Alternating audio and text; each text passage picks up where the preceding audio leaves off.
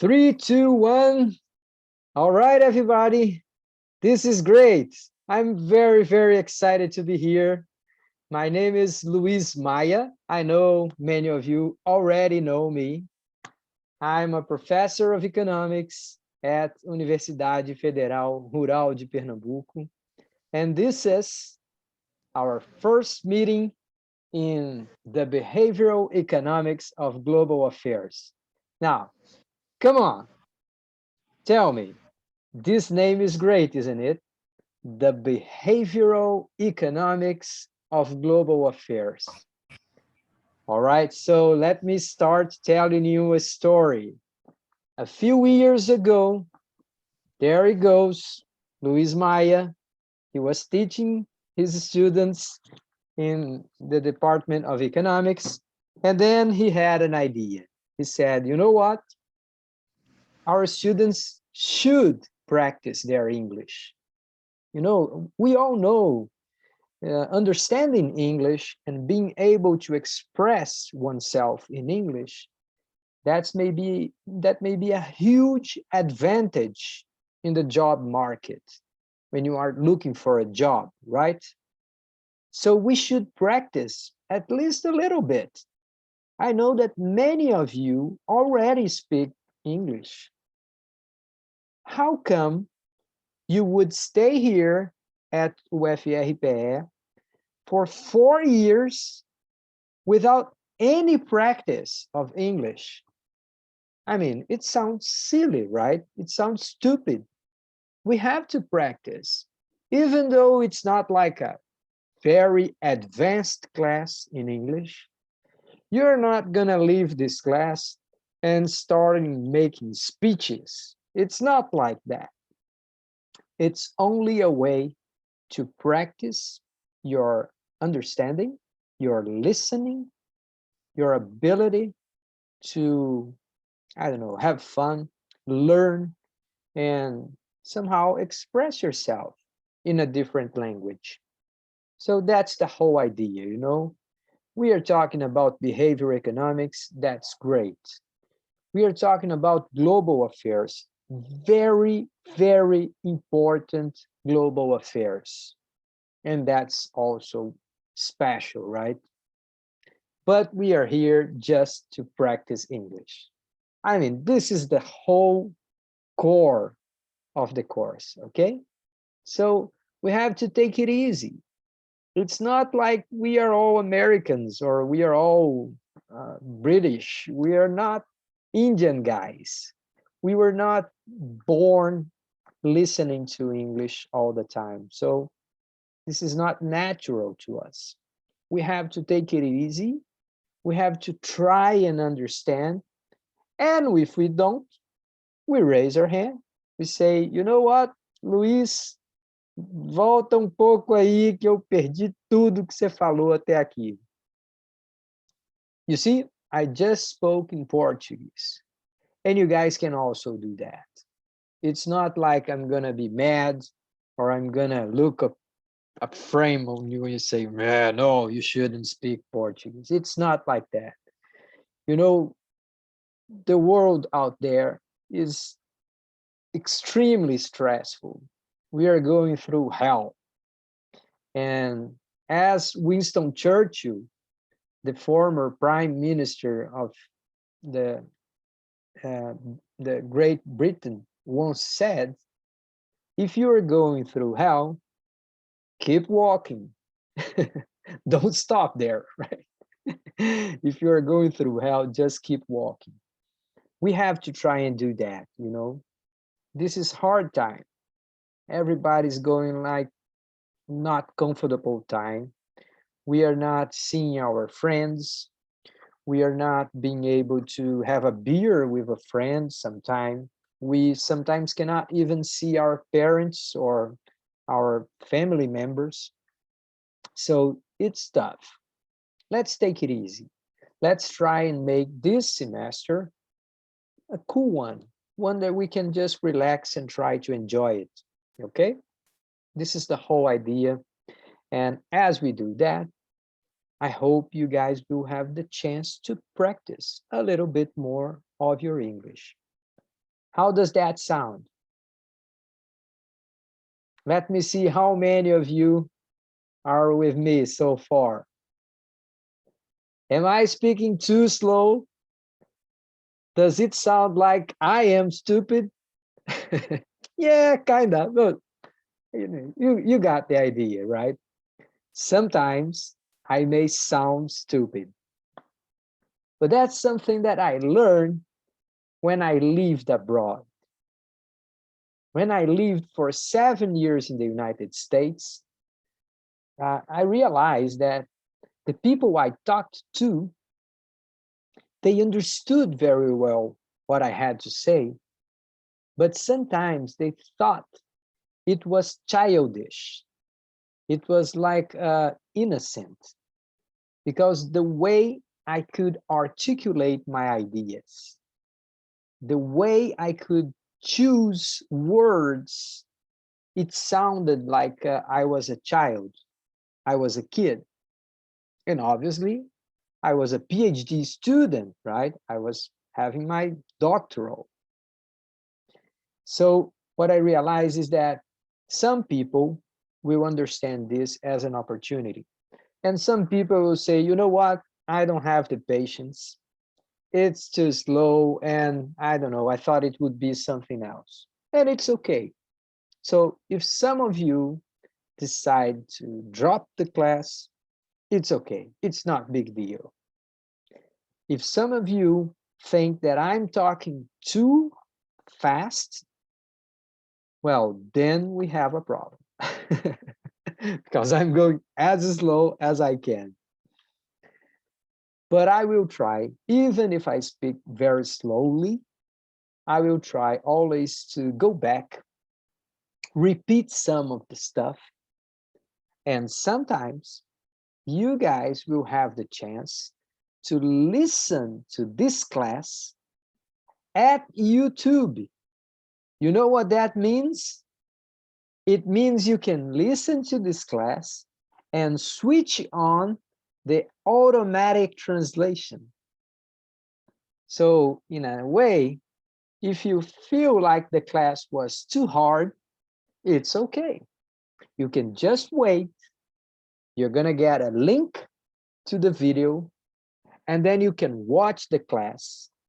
But now you will switch on the Google automatic translation.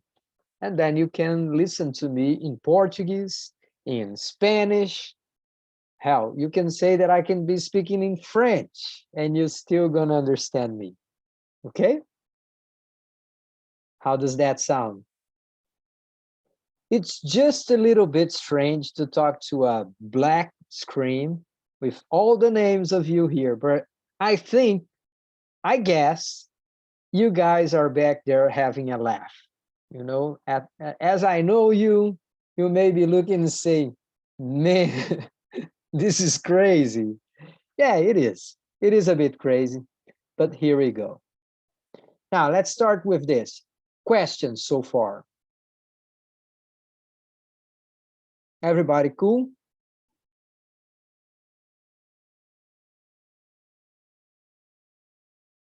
Yes. Thank you, Talia. Thank you, Bruna. I know, I know. As we go, you guys will have me comfortable to speak a little bit faster. But let's start easy. Let's start slowly.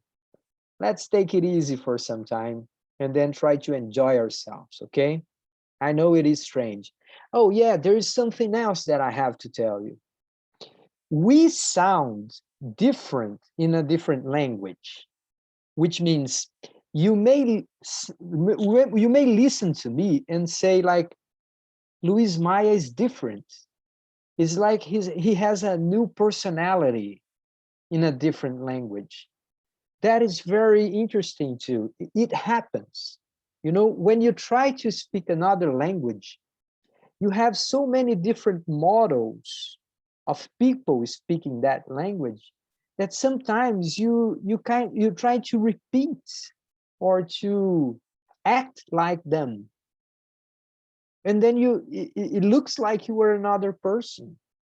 So For some of you who know me best, who have had like 2 or 3 other classes with me, I may sound a little bit different, but I promise you, it's me. It's the same Luis Maya, okay? It's just a little different. The personalities sound a little different, and you're gonna get used to it. Okay, so this is our first meeting, and I have to tell you about Plano de Ensino, right? I have to show you what's coming, how we're gonna do this, how many times we're gonna meet every week, how I can try and help you out along the way, and all of that. All right? Okay, so with your excuse, I will share my screen here. And where is it? It's gone. No, it's here. There we go. All right, everybody. So let's see. We are still at UFRPE. Don't worry, you're not getting crazy. This is just Luis Maya. There's something else I want to tell you before we go through this. When I told you before that a few years ago, I said, I want to teach in English. And then I asked some people around, people who are in power in the university, my bosses. And I said, can I teach in English? And they said, no, you can't. And I said, why? Why I can't teach in English? And they said, English classes, well, they are only for masters, only for doctorate. You cannot go and teach in college classes in English. And I said, why not? What's the reason? Is it written somewhere else? I want to look at it. What is the fundamental reason why I can't teach in English? And then they said, well, it's not written anywhere. And I said, well, then I can. I will ask you formally. So I wrote the memo and said, I want to teach this class. And then some people invited me over and said, look, Luis, we understand you're trying to do this, but you can't. And I said, why not? And he said, well, the students will not show up. And I say, okay, if they don't show up, I will shut up and go back teaching my usual classes. And they said, well, yeah, there's this problem, but let's suppose that they show up. What if they don't pass your class? And I said, yeah, well, at least we can be a voluntary class, optional class.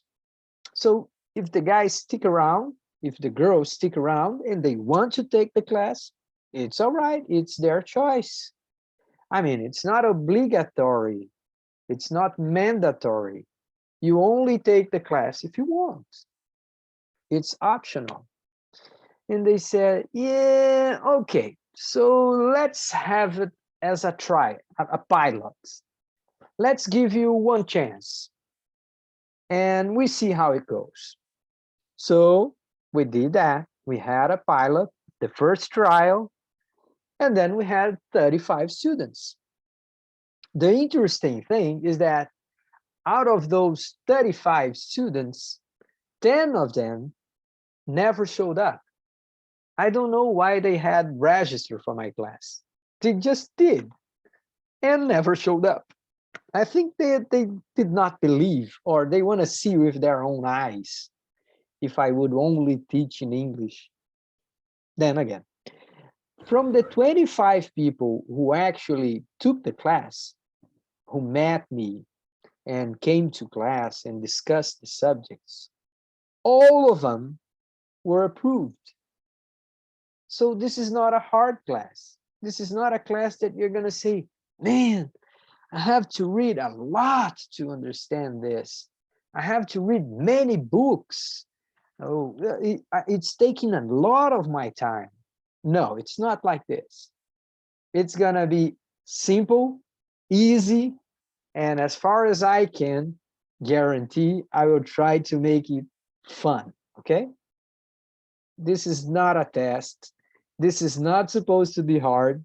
If something's going wrong, raise your hand, stop me right there and say, Luis, please help me. Stop, we don't understand. Please go back. Okay? All right, so we are 25 people in the house. How does that sound? Sounds good, right? Yeah, it does sound to me. Okay, so let's have a look at this. What we are going to talk about. We're going to talk about economic rationality. The conventional economic rationality. How we think that consumers maximize their satisfaction, their utility function. We're going to talk about how that doesn't sound at all like reality. So we're going to raise the question about how people are actually rational. Notice, I'm not saying that people are irrational. I'm saying that human rationality, it is not like economic rationality, okay? So we're going to talk about that. This is a revolutionary idea. The guy who actually proposed this in the 40s, 1940s of the former century, this guy was named Herbert Simon. He was a genius, seriously. It's not like any guy. It's like one of those extraterrestrial genius. If you Google it, you're gonna notice. So Herbert Simon came with the idea of bounded rationality. We're gonna talk about that and we're gonna explain that. Then we're gonna notice that in economics, we always have this ceteris paribus, mantidas as condições normais de temperatura e pressão, something and something happens, right?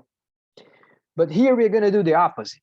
We're going to say, look, the context of a decision, sometimes it is more important than the available options. You see?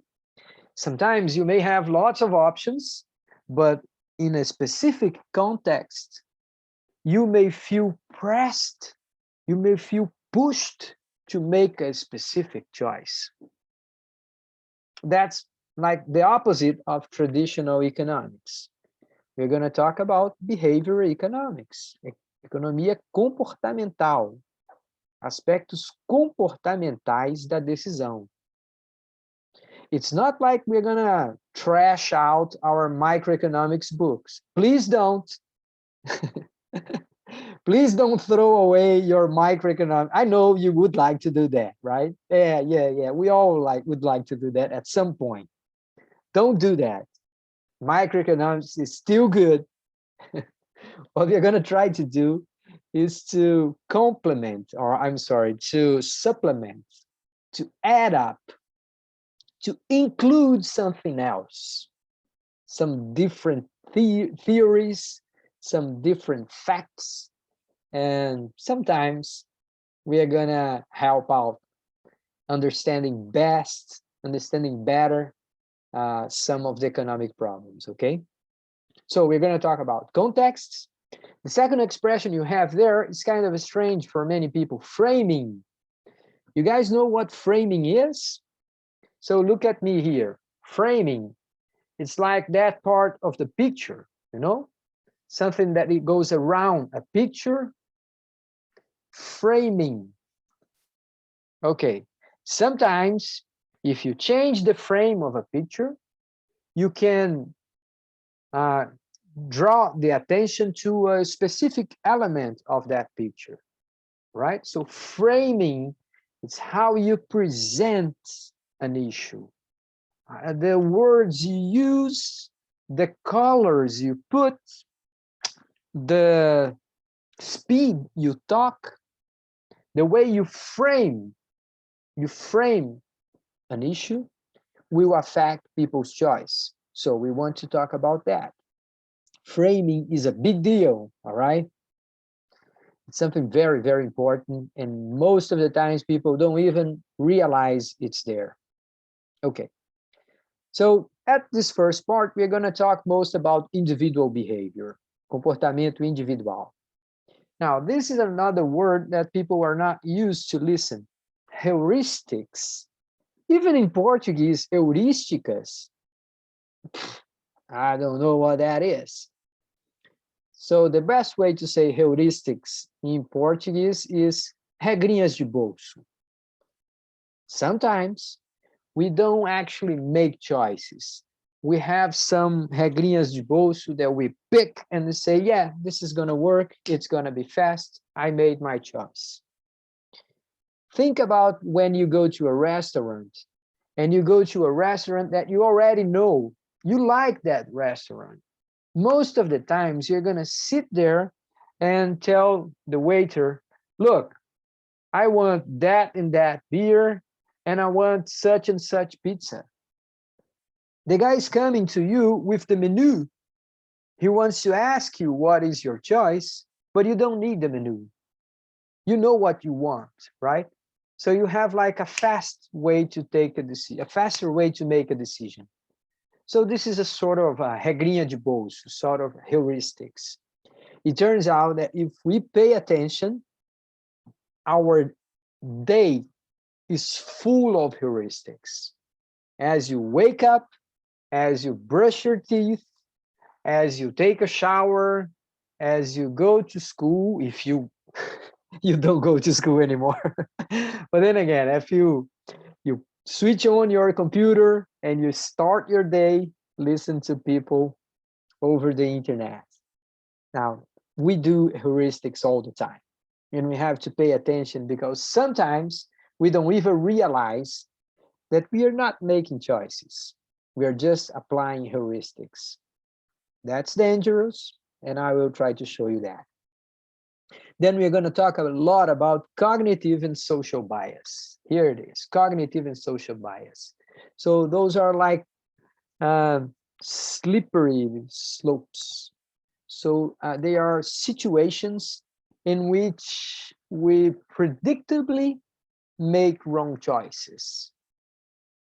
The word biases means viés, vieses cognitivos e vieses sociais.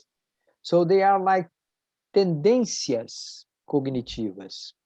Sometimes we are very profoundly influenced by cognitive biases, and we're going to talk about that. Then we're going to talk about collective behavior, organizational behavior. This is going to be lots and lots of fun. Believe me, we are going to talk about ethical blindness, cegueira ética, strong contexts, and I promise you guys, look, you're going to have a whole new perspective of scandals. You know, scandals, like you say, corruption scandals or sexual scandals. You switch on the TV and you see those all the time. Like a politician was arrested and he had some money in his underwear. That doesn't happen worldwide, okay? This is Brazil. Brasil é especial nesse aspecto. Nós temos dólar na cueca, dinheiro na cueca.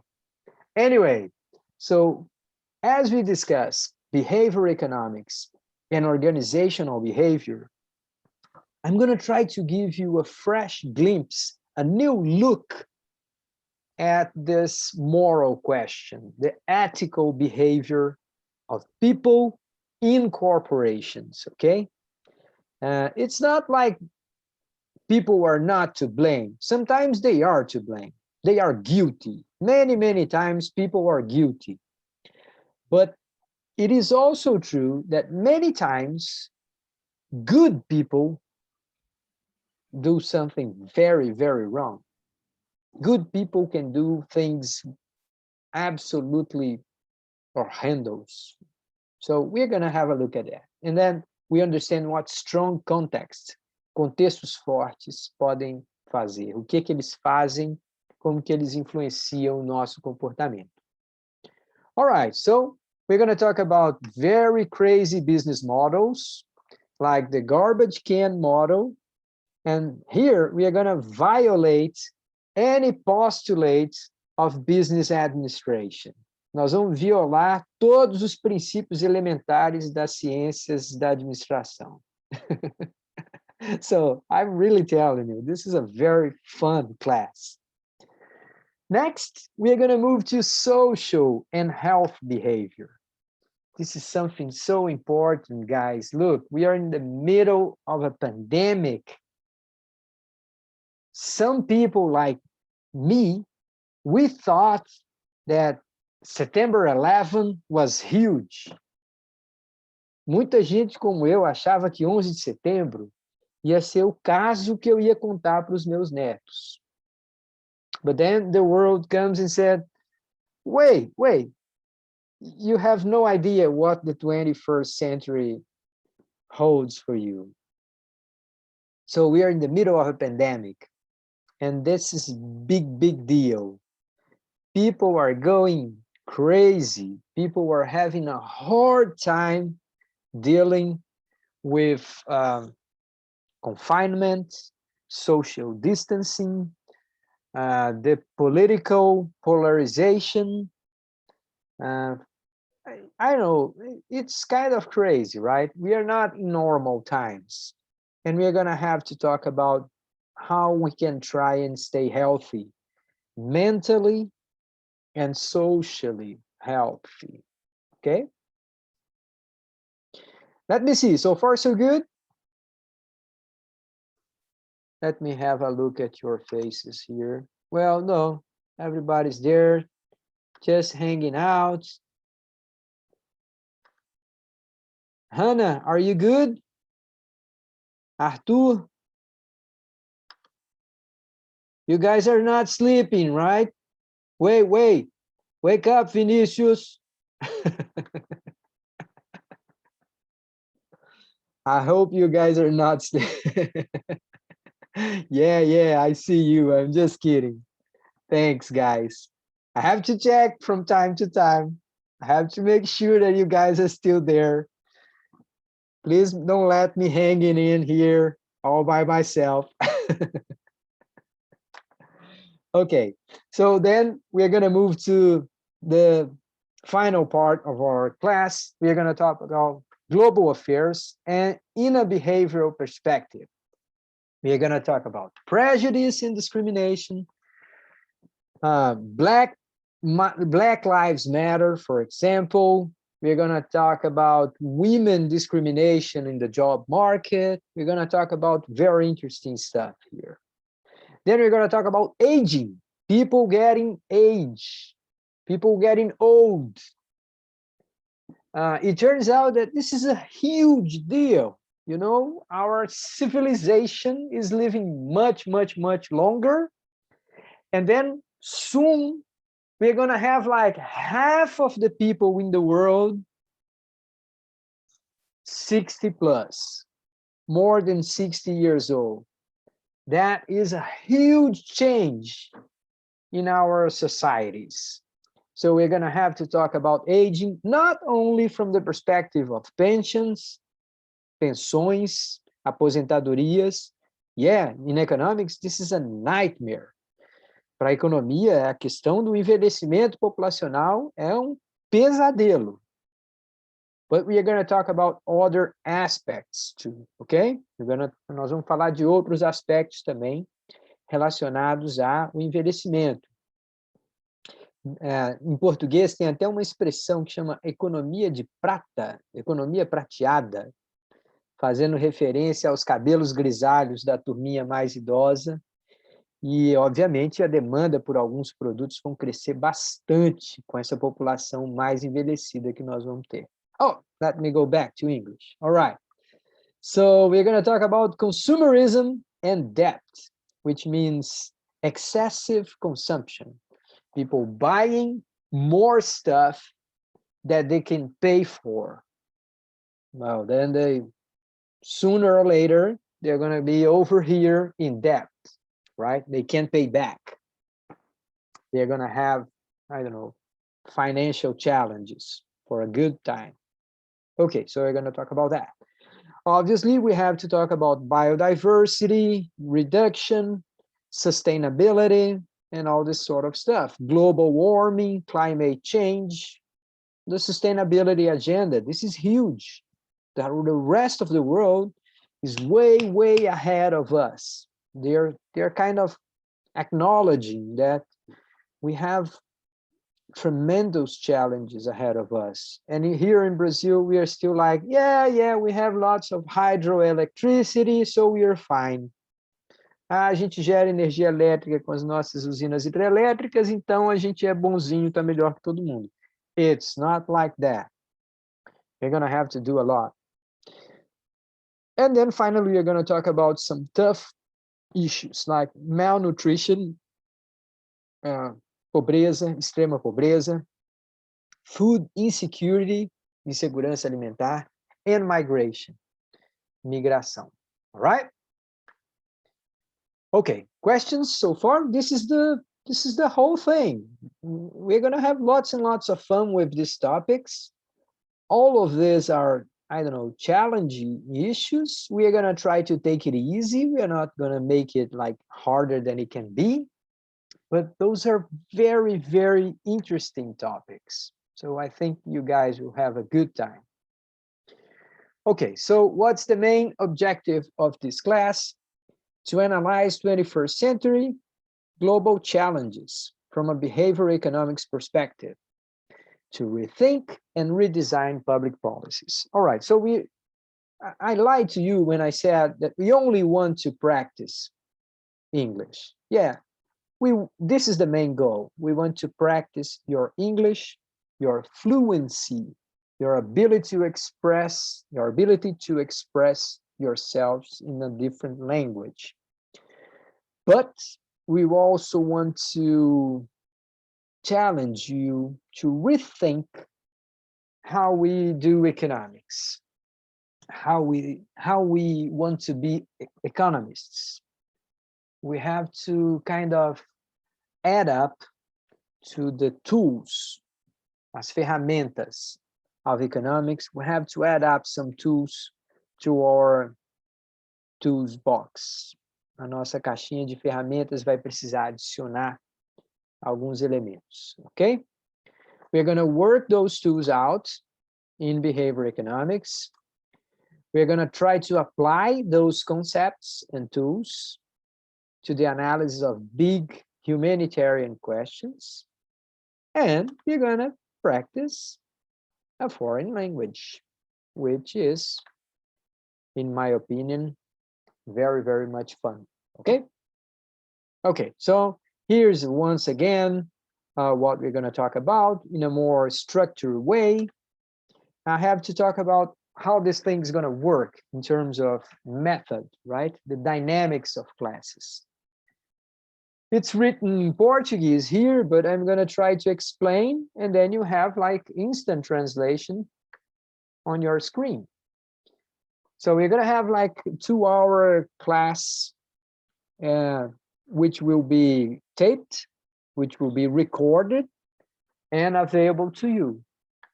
So I'm going to show up in a video and say, look, these things are important. Take a look at this picture. What do you see here? The name of this thing is such and such. And you're going to have to watch that film, okay? That tape. I will try to make it available way ahead of our meeting.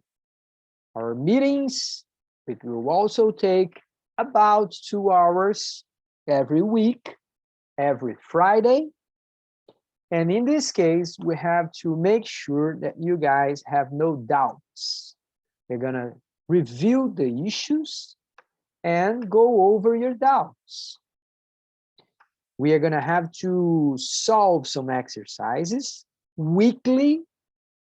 Every week, we're going to have a sort of Google form. Okay, guys? This is very important. Every single week, or at least almost all weeks, we are going to have like a form.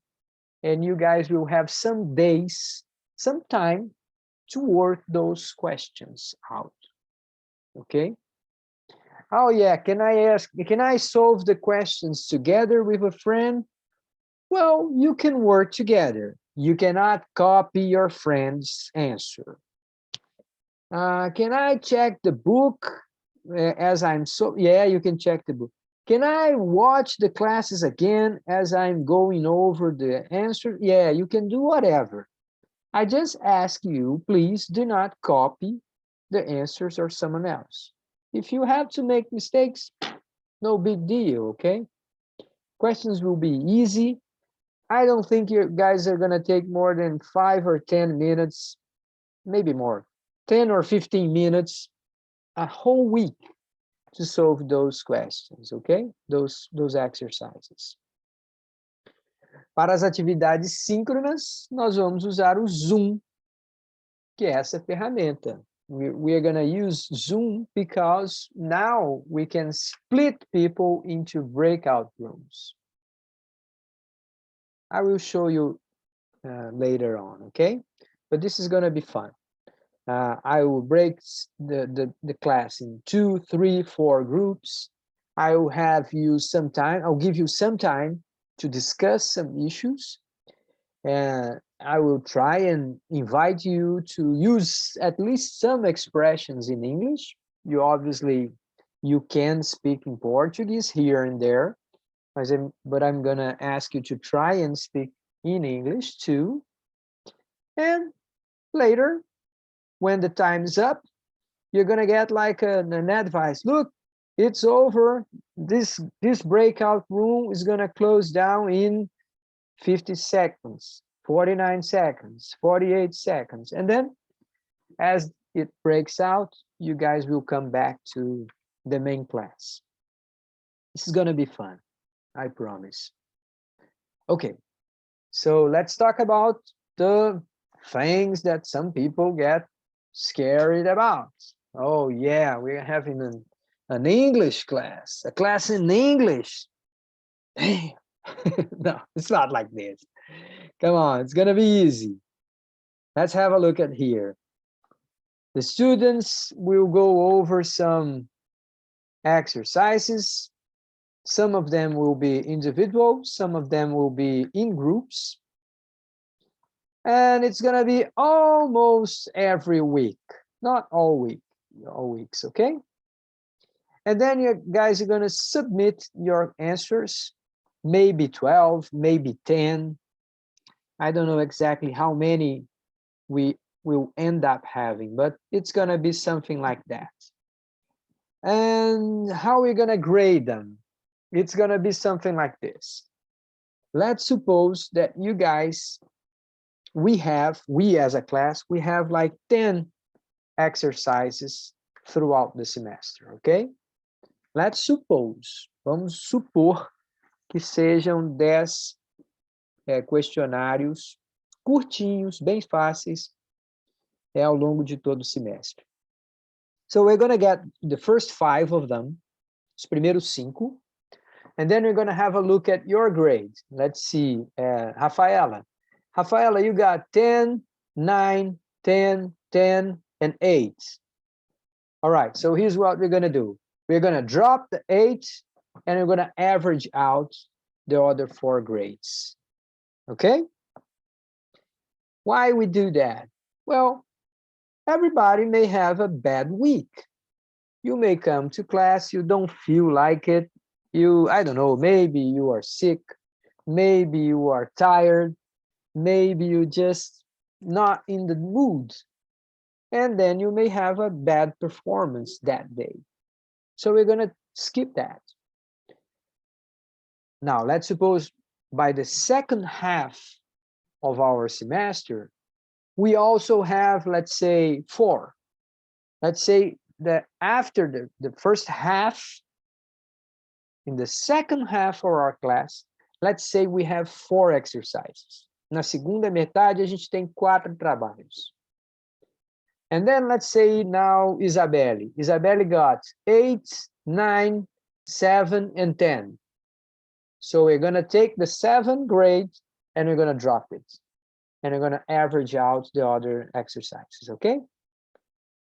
So, oh yeah, I got it, Luis. It's supposed to be even easier. It's not supposed to be easier. It's supposed to be stressless, not stressful at all. You guys don't have to be worried. You guys have lots and lots of things to worry in your life already. This class is not to be worrisome. Não é para estressar ninguém uma disciplina como essa. É para chegar aqui, ouvir, praticar com um nível de estresse diferente daquele que a gente tem em outras disciplinas, tá? That's the whole idea. Now, what if I don't get good grades in those 10, 12 exercises? What if? Then you're going to have terceira VA, and then we're going to have final, just like all the time. The difference is that in this case here, terceira VA, we're going to grab some questions from here and give you another chance. That's it.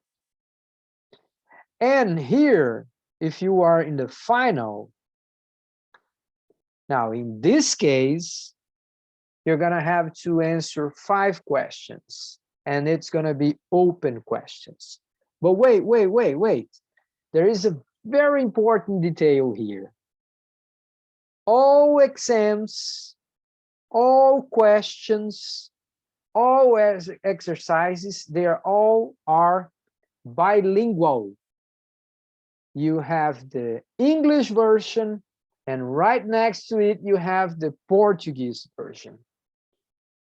Então, as questões vão ser apresentadas em inglês e em português.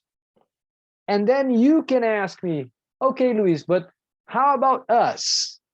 Are we supposed to answer in English, in Portuguese? And then I tell you, you can answer in any language you want. If you speak German, go ahead and answer in German, and I'm going to find Google translation to your answer, okay? You can answer in Portuguese, you can answer in English, you can answer in French, in Spanish, Chinese, whatever. Here's my deal with you. Whatever language you use to answer your exercises, I will try my best to grade them, translate them, and grade them fairly, okay? So you can see that it's really pretty much not stressful, right? You're trying to make things easy, make things accessible, and that's how it's going to be all the time. This is April the 9th, and we are having our first discussion here. I'm going to try to talk a little bit about these things here, but not so much, just to start and to give you a glimpse of what is coming, okay? And then I'm going to have some video aulas for you, recorded, and I will try and make it available by the beginning of next week. So you have like 5, maybe 4 days to watch these videos before you come next Friday to class. The ideal situation is when I can post the videos beforehand, even before the former weekend, okay? So you can watch the videos on the weekend. But my experience tells me that you guys don't watch stuff on the weekend. You guys do other stuff on weekend. So let's see. But I'll try and do that. I'll try and record the classes, the video aulas, and post them way ahead of our next meeting. All right? How does that sound? Raise your hand. Make joinha for me, please. Yeah, thanks, Vinicius. Who else is Leticia? All right, guys, thanks. Okay, so this thing is gonna go over lots and lots of times. We're gonna have all the Fridays here. They are already scheduled. Let me see. Yeah, here's the thing. On the June the 1st, why is that we don't have a class in June the 1st? Oh, yeah. No. June the 1st, it's not a Friday. This is what I'm telling you here. Let me have a look. June the 1st is a Thursday. Why is that? Because June the 2nd is a holiday. So in this case here, if you cannot come, if you have another class at the same time, if you don't show up, don't worry, it's okay. So this is not a Friday, and then I will understand if you cannot show up. But we still have a class on a Thursday here. Okay, later on, we go back to, wait a second. Let me check this out once again. No, wait. It's the Tuesday. It's not a Thursday. This thing here is a Tuesday. Because our class, if we were in presential modes, in the physical class, then we would have Tuesdays and Fridays. So that's why. So this thing here is a Tuesday, not a Thursday. Please forgive me for my mistake. And the same thing here. But this case is like São João, right? The 24th of June, June the 24th is São João.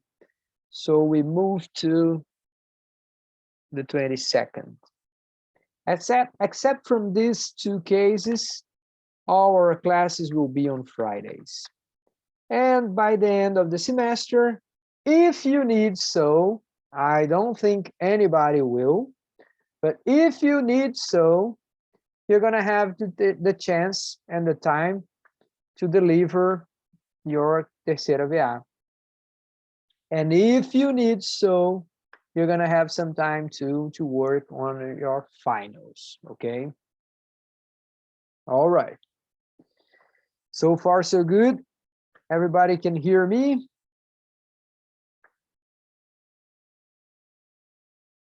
Guys, we are all over internet connection.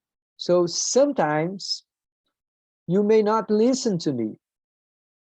If my voice is disappearing, if you can't hear me, please let me know. Otherwise, I will think everything is cool.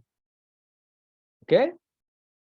Remember, I depend on you to let me know and say, hey, Luis, nobody's listening to you. Please go back. Your connection is poor today. Go back. We can't hear you. Or things like this. Let me see in the chat here. You sound clearly, Professor. Thanks. Everything is great. Thanks. It's great. I'm here. Yeah, right. So good to be here, guys. You don't have slightest idea. This is the best. I love this class. Anyway, what I love it's that, I mean, not only we are doing something very different, we are doing something great. This is Rural de Pernambuco doing something that no other university around here is doing. So it's pretty much fun. Let's check out the books and the reading suggestions I have here for you. So this book here is written in Portuguese, but it is actually a translated version of Behavior Economics Guide, okay? So these two ladies, Flavia Avila, this girl, it's all the time on the news. She's like the celebrity of behavior economics in Brazil. And this lady here, Ana Maria Bianchi, this is a very, very good professor at Universidade de São Paulo. I had classes with her when I was a student at UNB, na Universidade de Brasília. She's a very good methodology professor. Very, very good. But then again, these two ladies got together and they translated the Behavior Economics Guide. So now you can access it in Portuguese. It is freely available and it is legal, okay? It's not like the FBI is gonna come after you. This is the good stuff and it is free. You can share it, you can do whatever you want. This is also free. This is a report from the World Bank. It is from 2015, but we are gonna look at it because there are so many interesting cases, study cases, estudos de caso de políticas públicas que dão muito certo quando adicionam elementos de economia comportamental. So we're going to have very interesting cases to look at as we go over some of this material. Now, I'm going to tell you a secret before we finish this class today, and you guys will promise you're not going to tell anybody. Please, it's serious. I trust you. Here's the thing. You don't need to read anything else. You need to read the class notes. That's the truth. But you should read something else, right? Você pode só ler as minhas fichas de aula, que todo mundo que já fez aula comigo sabe que elas têm tudo que precisa saber. Mas vocês não deveriam ficar só com a ficha de aula. Por mais que você goste da didática de um professor, você goste das fichas de aula, a gente precisa conhecer alguns desses materiais.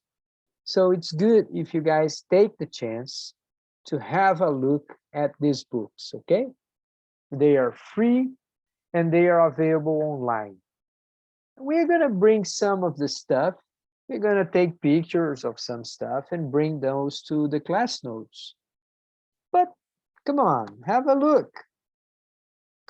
There's lots of complementary additional readings, but we are not going to use that as frequent as we would like.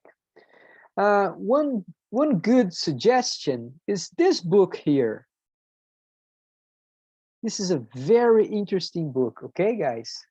What Adam Smith Knew, Moral Lessons on Capitalism from its Greatest Champions and Fiercest Opponents.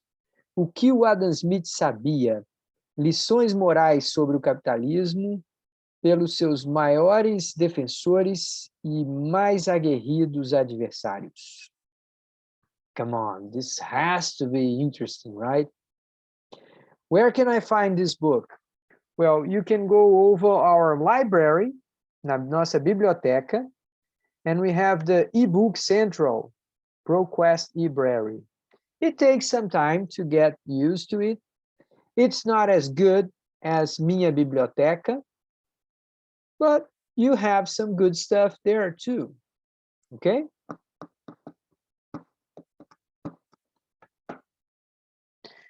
All right, so let's hear from you. What are you guys thinking? Let me stop share here and have a look. Please use the chat or open up your mic. You can speak in Portuguese, you can speak in English, you can speak in Spanish. Just let me know, how does that sound? Oh, this is good point. I hear Arthur here in the chat, and he's saying, Maya, don't you think behavior and game theory should not be optional? I think it's really relevant. It matters in the economic discussion nowadays. I think it will happen, Arthur. I actually think it will happen. But we want to be pioneers. Universidade rural é a universidade dos pioneiros. Aqui a gente faz coisa que ninguém nunca fez. Para vocês terem uma ideia, a gente é a primeira universidade no Brasil que emitiu um diploma de médico veterinário. A primeira. Nenhuma universidade chegou antes da gente. So we are pioneers. We are trying to do stuff that are way ahead of other people. But I agree with you. Behavior economics is just a matter of time. It's going to be obligatory, mandatory curriculum. Yeah. Game theory, yeah, game theory, it could be too, but we don't apply game theory as much as we could, right? Most of people don't realize that we have lots and lots of good applications for game theory. And I don't know, maybe I may sound a little bit out there, okay? I think I'm gonna even speak in Portuguese. O que eu vou falar agora pode parecer assim meio um pouco distante da realidade, tá? Mas se vocês já estudaram ou já ouviram falar de processo estocástico, Markov chains, cadeias de Markov,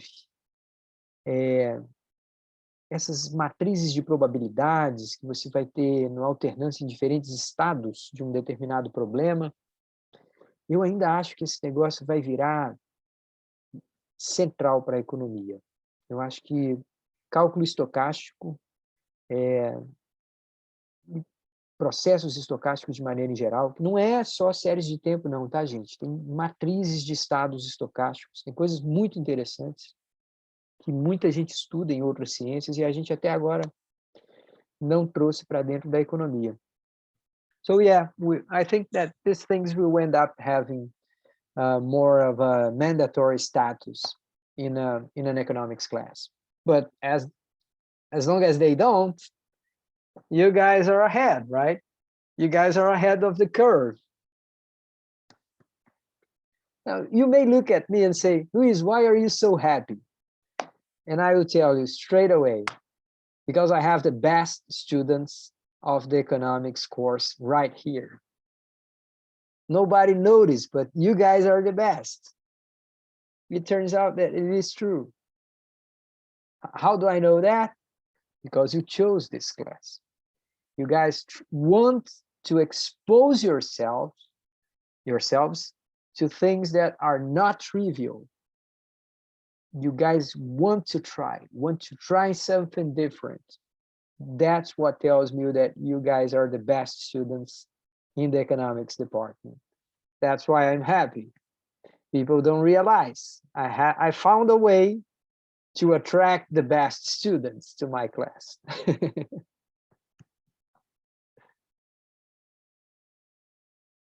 Oh, this is a good point, Carlos. If behavior becomes mandatory, then they will force me to teach in Portuguese. Yes, that's right. Oh, by the way, when they tried to stop me from teaching English, right? I told you.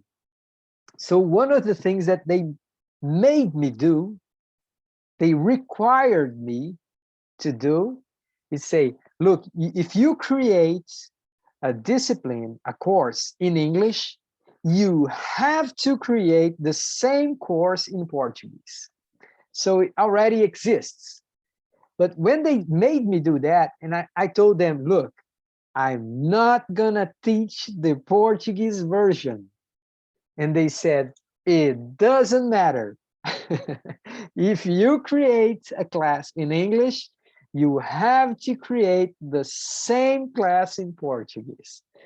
And I said, well, hell, what's the matter? I'll do that, but I'm not gonna teach in Portuguese. I want to teach this class in English. And they said, okay. And I said, okay, so here we are. You have to forgive me. During this class, I have used some bad words here and there, especially for the age word, hell. I use that a lot. Please forgive me. What else? I think this is it. I think we are almost done. Questions in Portuguese or in English, please?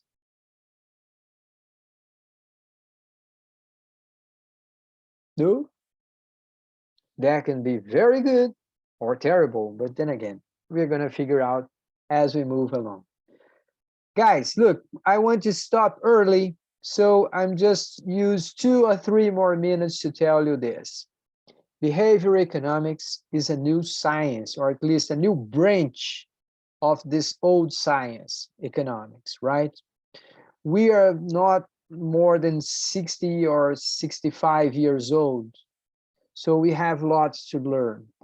We may sound like we know best, that we are ahead of everybody else, and that we are in the front line of knowledge. Yeah, it feels like that, but the truth is we have lots and lots to prove. Okay, so behavior economics, it's kind of an experimental branch of economics. We are trying things. Some things are working, some things are not working. So we have to be humble. We have to be realistic about what we can accomplish at this point. But I'm also very optimistic. The origin of behavior economics is psychology. So we are trying to bring in more psychological knowledge to understand the human decision, the human reasoning, the way we think. A expressão que eu gosto em português é o juízo humano. Não é só o juízo do juiz, mas o juízo de cada um de nós. Sabe aquele negócio da sua mãe gritar, meu filho, tenha juízo? Pois bem, a gente está falando do juízo humano, como que ele funciona, como que as pessoas podem ser mais prudentes, mais arriscadas, mais ousadas. How this thing works. And we are trying to enriquecer our understanding of the economic phenomena, dos fenômenos econômicos, okay? It's going to be lots of fun. You guys will learn lots of things interesting. And I really hope that by the last class, by the last time we meet, I'm going to have everybody here open up their cameras and we're going to have a picture, okay? So here's the deal. In our last meeting, I want to see everybody's faces. Okay? Everybody fine by that?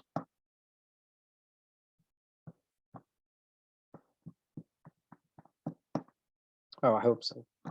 Okay, guys. So please pay attention to the WhatsApp group. Please pay attention to the blog. Stay up to date with those things, and we're going to be talking about. But from me, it's been a pleasure. I will stop the recording right now, and I'm going to be here for a few more minutes if you guys want to chat, actually chat, okay? Otherwise, take it easy, enjoy your Friday, and I'll see you next week, okay? Bye-bye.